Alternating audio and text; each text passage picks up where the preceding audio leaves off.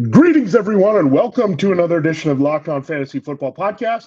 It's time to break down the back end of the games here of week number 7. Let's do that right here as another episode of Locked On Fantasy Football begins right now.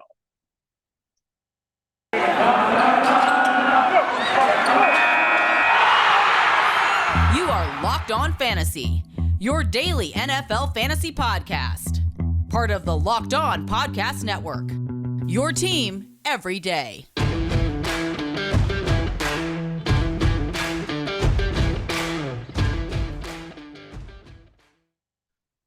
All right, we're here in week number 7. We got to talk about the back half of the schedule. We have 13 games. We talked about 6 there on Matchup Wednesday. It's Matchup Thursday here, so welcome into the show.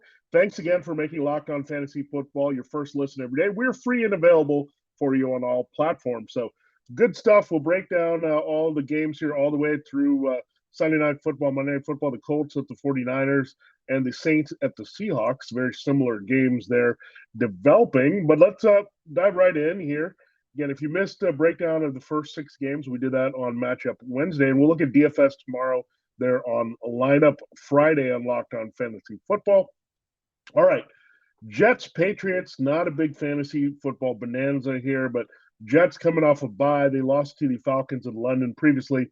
They're 7-point underdogs here in New England. New England has yet to win a home game, but they've had some tough ones of late. We know with the Buccaneers and Cowboys, 42.5 the over-under, so not expecting a lot here. Let's start with the Patriots. We know what's going to happen, a grindy game with the running back, so a lot of Damian Harris, a lot of Ramondre Stevenson, so they should put up numbers in this one. The Jets' run defense is really bad. They can allow multiple backs to go off. We saw that before the bye with Mike Davis and Cordarrelle Patterson here for the Jets' defense. The Jets are actually pretty good against the pass, so I think the Patriots are going to keep it simple win with running game and defense, go back to their formula. They like Matt Jones, and they were encouraged what he did with the Bucs and Cowboys, but they didn't win those games. And they're a little bit out of their element there. So they want to go back to what they're doing here at home, get well game for their winning formula here. So a lot of Harris. I like him as a solid RB1 this week with his volume. No injury report designation there at all for him this week, which is a great sign. Ramondre Stevenson is a change of pace. Receiving back, which should supplement him well, and the Patriots should win this game rather handily here. So that's good news here for them. Elsewhere, you can look at Hunter Henry. He's on fire. The Jets can struggle to cover the tight end. They're still a bit weak at safety and linebacker. Have some injury there too, but I'm not going to extend too far. Jacoby Myers, if you need him in the slot. The Jets are actually pretty good on the outside. So Myers, if you need him as a wide receiver 3, given all the buys, that's fine. Hunter Henry for sure is a top 12 tight end. And the running back's very valuable today. Again, Damian Harris bumps up to me, I think, to an RB1 status this week, borderline at worst, a high-end RB2. And Ramondre Stevenson, an appealing flex play. And the Patriots defense, number 1 on the board really this week, other than maybe the Rams and Lions. And that's the next game we'll actually break down here for you. Now, for Jets side of things, I can't really feel great about much. Michael Carter, you can put him in as a flex at this point. I mean, he's getting the volume. He's getting the goal line work. He's getting most of the receiving work. I think his role will be expanded after the bye out of the Jets' backfield, but you can't trust Zach Wilson in the passing game. Anyone there, Corey Davis and the like against his Patriots pass defense, really brutal. I know last week CeeDee Lamb went off, but that's the Cowboys and Dak Prescott.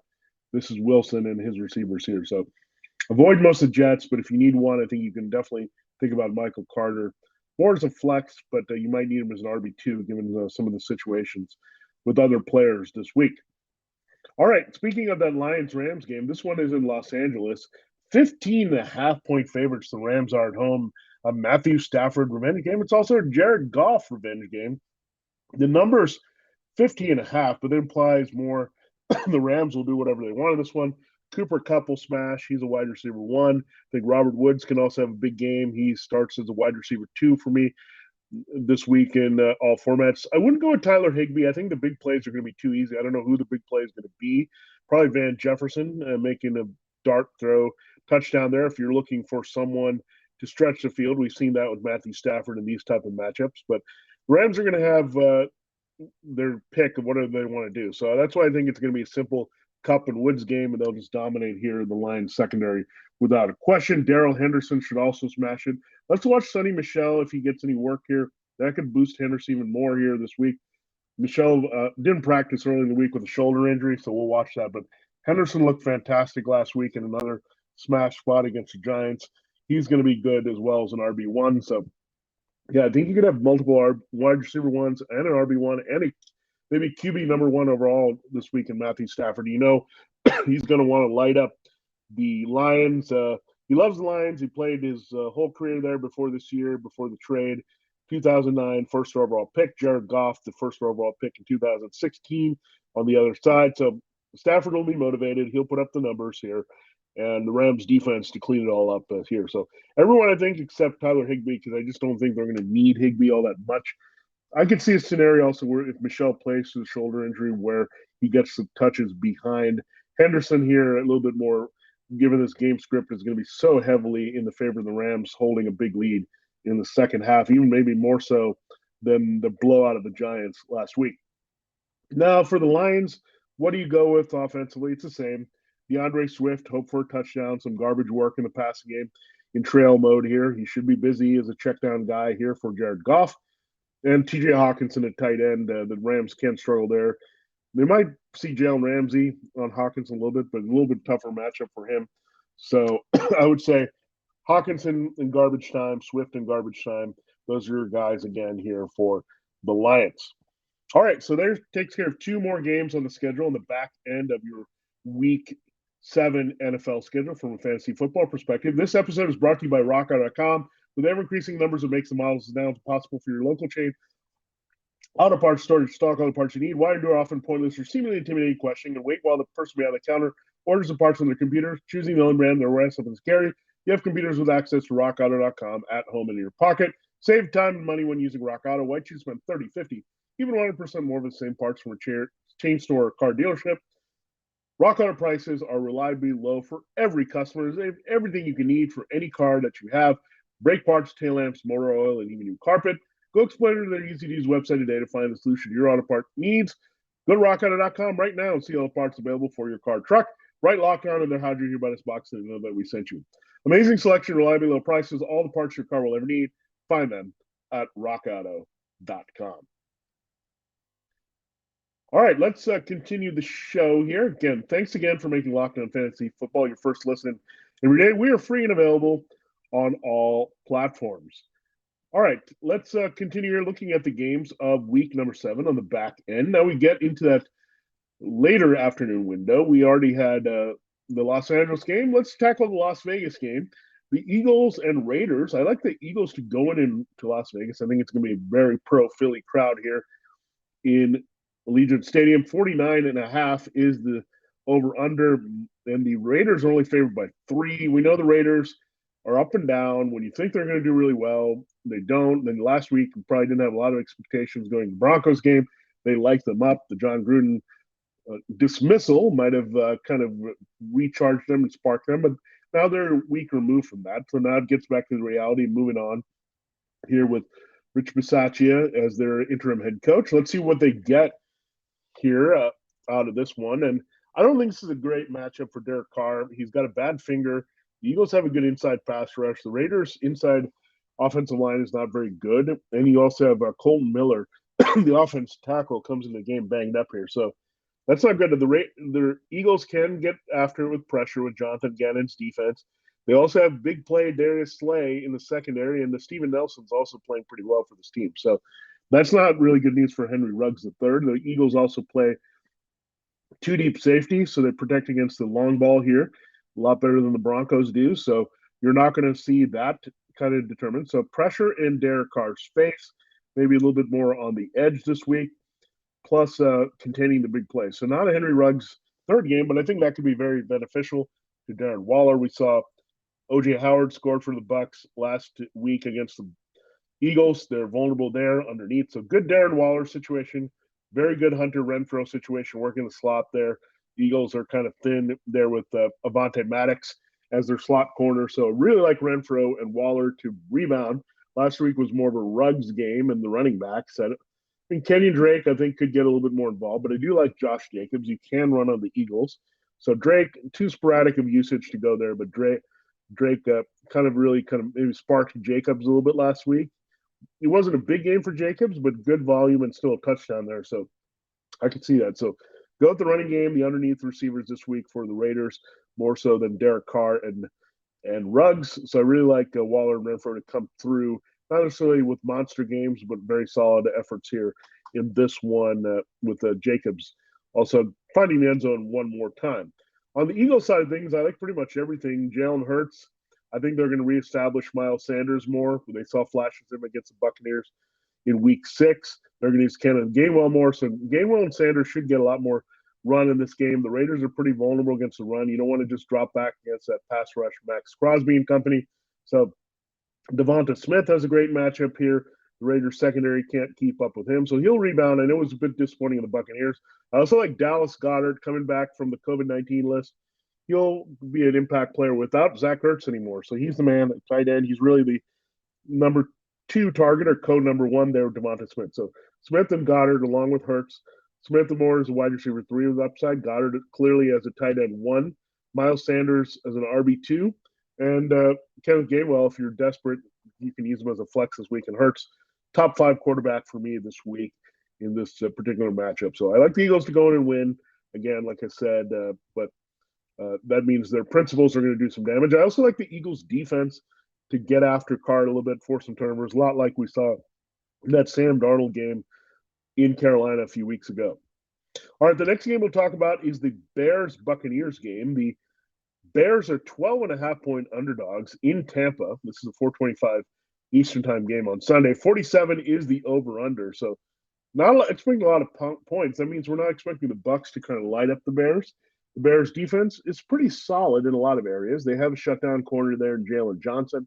They're pretty decent against the run. So I would temper my expectations for Mike Evans because Johnson's a pretty big corner, and he's the guy that you can target there in coverage most. And then looking at Leonard Fournette, I don't think it's going to be as easy sledding in the running game as we've seen in previous weeks for the Buccaneers. I know you have to be scared about their passing game with Tom Brady, but I think more of a solid game from Tom Brady, the 250-2 range. Hopefully it'll be a little bit better than the Eagles' performance last week. But, yeah, they do have Kendall Victor, a guy that you can target in the secondary, but some good players back there. Eddie Jackson, Tishon Gibson, Khalil Mack, and on the pass rush here. So, yeah, you might not have Robert Quinn, who is on the COVID-19 list, so that could open things up and not allow an extra pass rusher at Brady. But I'm going to temper 250-2. Antonio Brown has an ankle injury. He's a little bit banged up. We'll see how he is later in the week. There's no concern about that right now. But that's what's happening here. Evans always gets a tough matchup. They have Chris Godwin and Antonio Brown avoiding that and doing some damage here. So I don't think Brown goes off in this one. The Bears are not necessarily a big play person, but Godwin game should get more the possession type receiver who can scheme himself open. So again, solid game from Brady, not spectacular. Rob Gronkowski probably going to stay on the shelf with his ribs injury here. So the Bucs will probably win this game with defense. But I also like on the other side Justin Fields. He's starting to get the volume which he needs, both passing and running. And you've got Darnell Mooney coming on as receiver, Allen Robinson. So some garbage time available for those guys. Do not like the running back situation with Khalil Herbert. Damian Williams returns. It's a little bit better because he can catch passes. The Bucs do give up a lot of checkdowns and the production to running backs that way, but straight up running, Khalil Herbert would be shut down as well as Williams in that aspect. So, yeah, I do like Mooney. He's more of a wide receiver 2 this week for me. Allen Robinson, you hope for the best, but the production says he's dropped down to wide receiver 3 as long as Justin Fields is in there. Fields is a back end, a deeper league, QB1 and 14-teamer. You could certainly play him if you got some bye week issues. He's really cheap in DFS. We'll talk about more of that on Friday, but yeah.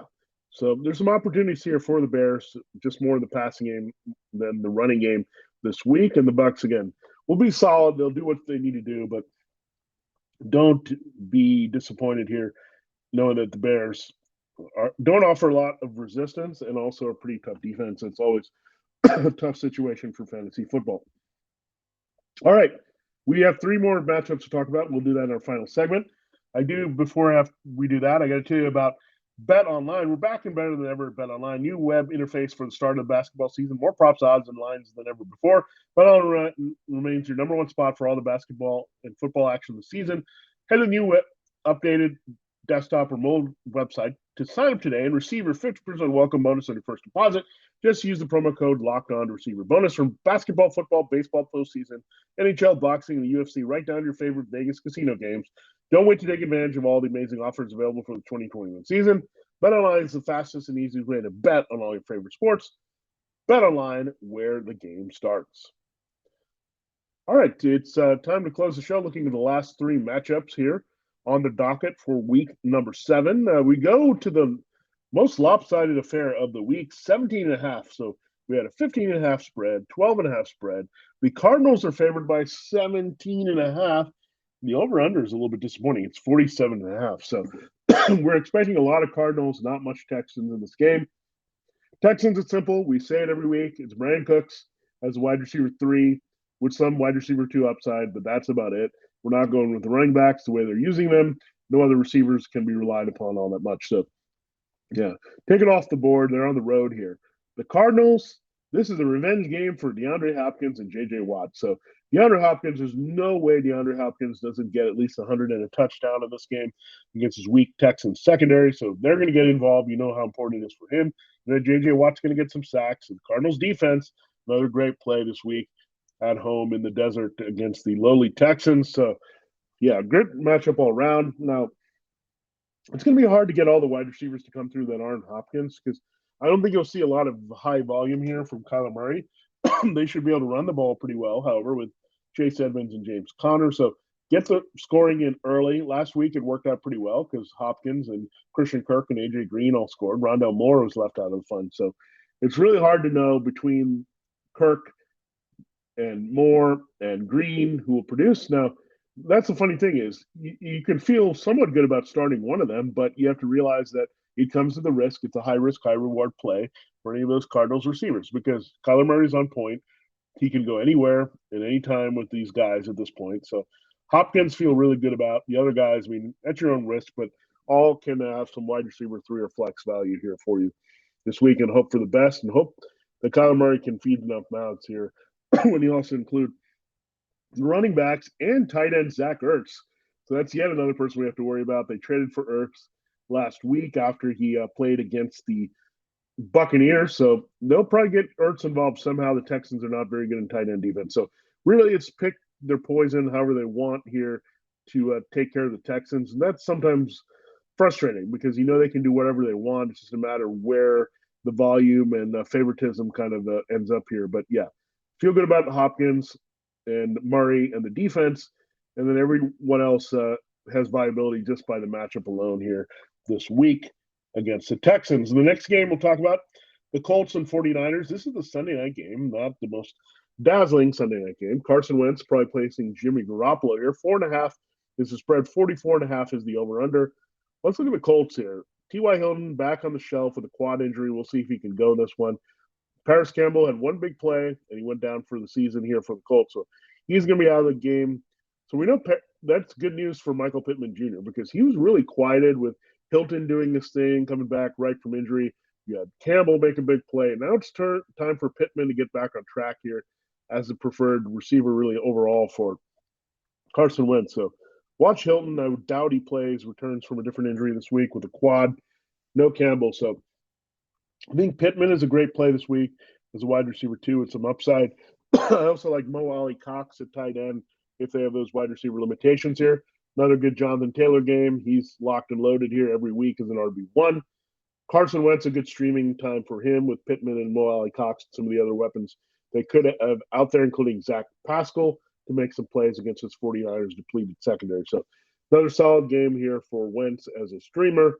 Again, Taylor can finish in the top 5 to 10 again here with his production. He had a massive couple weeks here, and he stays hot here with a good volume. And again, Pittman needs a little bit of help there to be the man at wide receiver, but that will happen in this game. On the 49ers, Garoppolo should be taking over. He's working with limited practice with his calf injury while Trey Lance is not practicing. So it's not going to be Trey Lance, but Jimmy Garoppolo's good. That's good for Deebo Samuel's value. He's the wide receiver 1 for me this week. Brandon Ayuk, if you're desperate, I think he might be back on track here as a sneaky wide receiver 3 or flex play with George Kittle still on the shelf. If you're struggling really bad at tight end. You're battling bye week issues. You can look at Ross Dwelly. He's the super sub for George Kittle. He'll be playing in this one. The Colts can give up numbers to that position. We know that. So Dwelly is someone you can look in if you're really hurting there at wide receiver, or tight end, I should say. But Samuel and Ayuk at wide receiver certainly have some viability. As far as the backfield, I'm not going to trust that it's going to be a lot of Elijah Mitchell in this one. I know he's fully healthy, but could they have seen more out of Trey Sermon than they like? Do they have JaMychal Hasty or someone else in the mix that's coming back? We just don't know with the 49ers. I would rather avoid. The Colts run defense is pretty good now that they're got their healthy bodies. So I'm going to avoid there this week. And I do like the two defenses if you need them, but not thrilled because these are two teams in general that are protecting the ball rather well. And I think this is going to be a higher scoring game than people think here in week 7. The final game of week 7 is your Saints and Seahawks game. The Saints are 4.5-point favorites in Seattle. It's 42.5 is the over-under. Now, with this one, it's Geno Smith. So let's get through the Seahawks. I mean, you're going to start DK Metcalf and Tyler Lockett. They'll probably drop down to wide receiver 3 at best because of Geno Smith. So tough break there, but we got to play them. I mean, we don't really have a lot of better options here with a massive bye week, and these are just talented guys that can get the job done.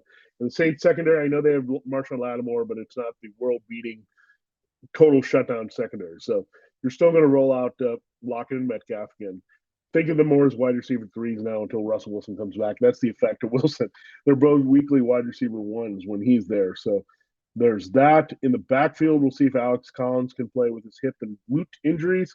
You know, we have Chris Carson missing a game. Rashad Penny could be activated. So this backfield could be an absolute mess between Penny and Collins if they work in DJ Dallas.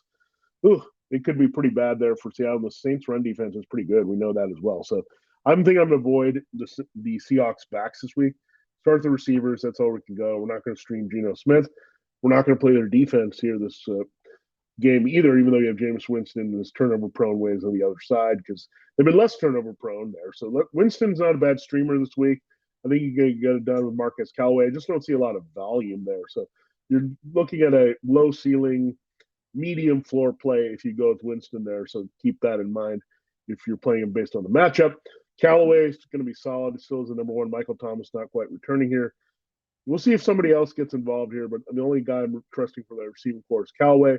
I also love Alvin Kamara this week. I mean, Seahawks run defense is bad. They gave up a big game overall, all-purpose from scrimmage to Najee Harris last week. So Kamara will build on that this week. So it should be the Alvin Kamara show, a little bit of Marquez Callaway there.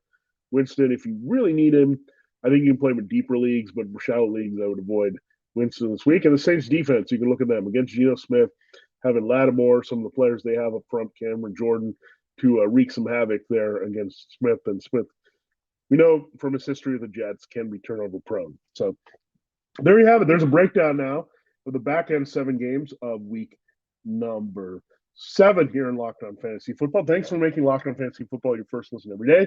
Again, tomorrow we'll close the week with our DFS look. We call it Lineup Friday, where we look at DraftKings and FanDuel targets based on price points, where they're playing cash games or tournaments there for the players with the best values, as well as injury updates you need to know going in the weekend, and any of the takeaways that you need from the game against the Broncos for the Browns here on Thursday night. Now make your second listen here on the network.